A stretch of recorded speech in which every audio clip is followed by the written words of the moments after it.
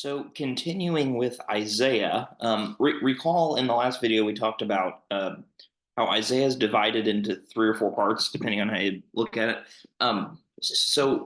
When we get the actual book of Isaiah, it doesn't make this division. It's not like in the New Testament, First Corinthians and Second Corinthians, but the scholars and theologians over the years we've created, well, not we, but they've created pretty a pretty well agreed upon division, that this was not all written at once, based on the content and the historical stuff we know that's going on around this time. So we might call them first, second, and third Isaiah, even though it doesn't divide into that itself. We just that's just sort of the colloquialism, the way to talk about it. So first Isaiah, so-called first Isaiah, is chapters 1 through 23 and 28 through 33. This is pre-exile. So remember when we read in the historical books, the uh, Israel, God's people, sort of went downhill morally. They're deported, taken away, enslaved, and then they return. So first Isaiah is pre-exile. Second Isaiah is mid-exile, and third Isaiah is post-exile. And then there's a sort of interesting little copy of bits of Second Kings there in the middle. So you can see there on that slide the divisions of chapters. But basically we have we'll call it three sections, excluding the copy of Second Kings: pre-exile, mid-exile, post-exile. So in the first video we talked about the pre-exile. Now we're going to move into mid and post, so second and third Isaiah. So mid-exile in second Isaiah, we're looking at this being written something like 540-ish BC. So this is 45-ish years after the destruction of Jerusalem and Judah and the deportation. Not everybody was deported. A good chunk was. Some stayed back, some were deported and enslaved. But this is 45 years into it. So we're talking like a couple generations. You've got, at that time, old adults who were born into exile and don't know anything but exile.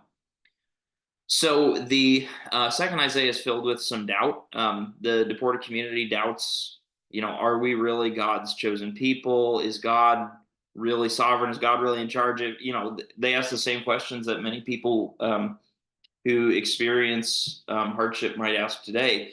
If I'm going through all this, is God really good? Isaiah, the prophet, assures that God's still compassionate.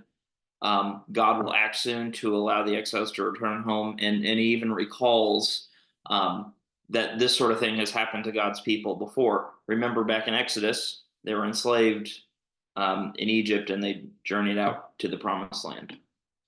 So theologically, getting at this question of why this is happening, Isaiah sort of proposes that this is a necessary punishment. The people had sort of had slid morally, and so there's Isaiah says there's necessary punishment, and then even goes as far as to suggest that because these are God's chosen people and they have a special connection to God, that they suffer in place or vicariously for everybody else, in order to redeem the whole world and bring this sense of shalom or wholeness or holistic wellness to the world, which sort of sounds Jesus-like, right? So you can kind of see how Isaiah often connects to the Jesus story. And in fact, Jesus is the what he quoted from the most in the Old Testament was Isaiah. And then moving on to third Isaiah, this is somewhere after 537 BC. Some things happen and the exile ends and they start coming back to Jerusalem in waves. Now, they sort of expected to be welcomed with open arms and there's a parade and everybody's just thrilled, but they don't. receive that. They found themselves dealing with significant hardship, and they're not exactly welcomed home.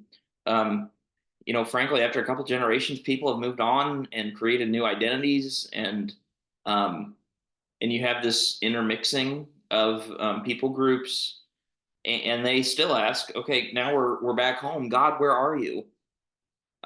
There's a sort of sense of doom and hopelessness on one hand, and another a sense of hope that we get mixed in there in Third Isaiah, and it ends on with kind of open ended. It doesn't, if this were a fairy tale, it would tie up nicely. We were pre-exile, exile, post-exile, and everything. Everybody lived happily ever after, and it's just not that. So big picture themes of Isaiah. um, I'm going to say this is the theme, sort of the way it moves through. People cause their own downfall. Uh, God is still sovereign, but lets people have choices. You can choose to say yes or no to God, and still, no matter what, God will not give up on His people. So Isaiah is it's a big book. It's rich. It's important, and I'm glad we're reading it together.